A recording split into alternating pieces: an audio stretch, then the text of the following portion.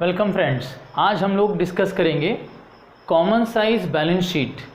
Common size balance sheet को हम कैसे सॉल्व करते हैं, तो लेट्स सी। सबसे पहले ऊपर हेडिंग होगा कॉमन साइज बैलेंस शीट और फिर कंपनी का नाम होगा ऑफ सन लिमिटेड, मैंने जैसे लिखा हुआ है। उसके बाद डेट होगी एज एट 31 मार्च। इस क्वेश्चन में 2019 और 22 ईयर्स से, तो एज एट 31 मार्च 2019 एंड 20। ये फर्स्ट लाइन ऊपर हेडिंग होगा। Now talk about the columns. Columns में particulars, note number, current year का अमाउंट है, प्रीवियस ईयर के अमाउंट्स हैं एंड इन 2 ईयर्स के हमें परसेंटेज निकालना है कॉमन साइज स्टेटमेंट्स में।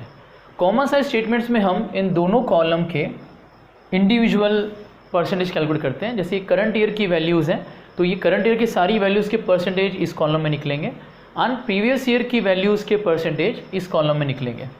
ऐसे हम परसेंटेज कैलकुलेट करते हैं। ये जो 6 कॉलम है, इसमें से ये जो 4 कॉलम्स है गाइस, ये 4 कॉलम्स आपको क्वेश्चन में ही गिवन होंगे और बैलेंस शीट में नॉर्मली डेटा आपको इसी तरह से अरेंज रहेगा। और अगर मान लीजिए कि इस तरह से प्रॉपर हेड और सब हेड में डेटा नहीं है, सिर्फ आपको ये अंदर के वैल्यूज़ दे दी हैं, ये आइटम्स दे दिए हैं, तो हमको पहले डेटा को इस तरह से बैलेंस शीट के प्रॉपर हेड्स में अरेंज करना पड़ेगा। तो डेटा है इक्विटी एंड लायबिलिटी साइड, जो पहली साइड बैलेंस शीट की है उसमें shareholders fund main heading, share capital and reserve surplus given है। देन नॉन करंट लायबिलिटीज़ में लॉन्ग टर्म बोरिंग गिवन है, करंट लायबिलिटीज़ में शॉर्ट टर्म बोरिंग्स गिवन है और ये then total of the balance sheet 2020 की liability side का total, 2019 की लायबिलिटी साइड का total. Then second part asset side में नॉन करंट एसेट्स में टेंजिबल एंड इनटेंजिबल फिक्स में दी हुई है दोनों। करंट एसेट्स में inventories and cash and equivalent दिया हुआ है। अगेन दोनों ईयर, करंट ईयर की एसेट साइड का टोटल एंड प्रीवियस ईयर की एसेट साइड का टोटल। तो ये क्वेश्चन में इतनी इन्फॉर्मेशन गिवन थी, ये 4 कॉलम्स। अब सॉल्यूशन के लिए हम क्या करते हैं, ये 4 कॉलम के बाद हम 2 कॉलम और बनाते हैं। कॉमन साइज बैलेंस शीट में percentage change 2020 that is current year and percentage change 2019 that is previous year. अब इन दोनों कॉलम में को परसेंटेज कैलकुलेट करने हैं, तो लेट्स सी कि कैसे हम कैलकुलेट करेंगे। तो यहाँ हम सबसे पहले परसेंटेज निकालेंगे। यहाँ के परसेंट निकालने के लिए फॉर्मूला होगा, ये कॉलम ई है, कॉलम ई के यहाँ के परसेंट निकालने के लिए कॉलम हम करंट ईयर के ले रहे हैं, तो करंट ईयर की वैल्यू जो कॉलम सी है वो वैल्यू इंटू 100 और डिवाइड में करंट ईयर की बैलेंस शीट का टोटल, करंट ईयर की बैलेंस शीट का टोटल, तो टोटल ऑफ बैलेंस शीट। ये फॉर्मूला हम अप्लाई करेंगे, दिस फॉर्मूला दिस कॉलम यहाँ पर भी, ठीक है गैस। तो लेट्स बिगिन। पहली वैल्यू है 80 लाख्स, 80 लाख्स यहाँ रखा इंटू 100 डिवाइडेड में total of balance sheet 1 crore 20 lakhs. 80 lakhs into 100 divide में total of balance sheet 1 crore 20 lakhs. तो ये परसेंटेज आएगा गैस आपका 66.67%। ये पहला परसेंट। दूसरी वैल्यू यहाँ पर 12 लाख्स दिख रही है, 12 लाख्स का परसेंटेज यहाँ निकालना है। तो 12 लाख्स वैल्यू सी वाले कॉलम की वैल्यू इंटू 100 डिवाइड में अगेन 1 करोड़ 20 लाख्स। तो इसका परसेंट निकालेंगे, दिस विल बी 10%। अगली वैल्यू है 24 लाख्स, इसका परसेंटेज यहाँ निकलेगा 24 लाख्स इंटू 100 डिवाइड में total of balance sheet 1 crore 20 lakhs. Percentage देखते हैं, 24 लाख्स इंटू 100 डिवाइड में 1 करोड़ 20 लाख्स, ये आएगा आपका 20%। ये आ गया आपका परसेंटेज। देन 4 लाख्स है, 4 लाख्स इंटू 100 डिवाइडेड में 1 करोड़ 20 लाख्स वैल्यू लेनी है डिनोमिनेटर। इसका परसेंटेज कैलकुलेट करेंगे, इट विल बी 3.33%। ये यहाँ के सारे निकल गए। अभी इस वैल्यू का भी परसेंटेज लेना है, 1 करोड़ 20 लाख्स इंटू 100 डिवाइडेड में 1 करोड़ 20 लाख्स ही आएगा, तो इट विल बी 100% ऑटोमेटिकली। ये लायबिलिटी साइड के परसेंटेज कॉमन साइज के निकल गए हैं। नाउ हम एसेट साइड के परसेंटेज निकालेंगे। सेम फॉर्मूला अप्लाई होगा। ये कॉलम सी की जो वैल्यूज़ हैं, कॉलम सी की वैल्यू इंटू 100 डिवाइड में बैलेंस शीट का total 1 crore 20 lakhs. Same formula apply होगा। लेट्स सी 80 लाख्स का निकालना है। यहाँ पर टेंजिबल एसेट्स दिए हैं 80 लाख्स की, 80 लाख्स का परसेंटेज 80 लाख्स इंटू 100 डिवाइड में 1 करोड़ 20,000। 80 लाख्स यहाँ भी था, हमने पहले भी निकाला हुआ है, ये होगा 66.67%। 80 लाख्स का निकल गया। नाउ 4 लाख्स का परसेंट निकालना है, 4 लाख्स का again, so it will be 4 lakhs into 100 divided by 1 crore 20 lakhs. कैसे निकलेगा, तो this will be 3.33%। Then 24 lakhs है इन्वेंट्रीज, 24 लैक्स इंटू 100 डिवाइडेड में 1 करोड़ 20 लैक्स डिवाइडेड में बैलेंस शीट का टोटल आ जाएगा। This will be 20%, this will be 20%। And now finally cash and cash equivalent की वैल्यूज़ है 12 लाख, तो इसका निकालना है परसेंटेज यहाँ पर लास्ट 12 लैक्स इंटू 100 डिवाइडेड में 1 करोड़ 20 लैक्स, तो ये आएगा 10%।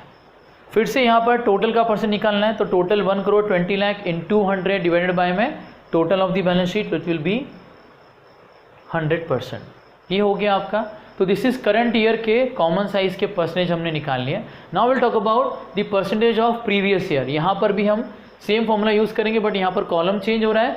प्रीवियस ईयर के लिए हम यहाँ पर फॉर्मूले में डी लेंगे, डी कॉलम की वैल्यू इंटू 100 डिवाइड में इस डी वाले ही कॉलम की बैलेंस शीट का टोटल।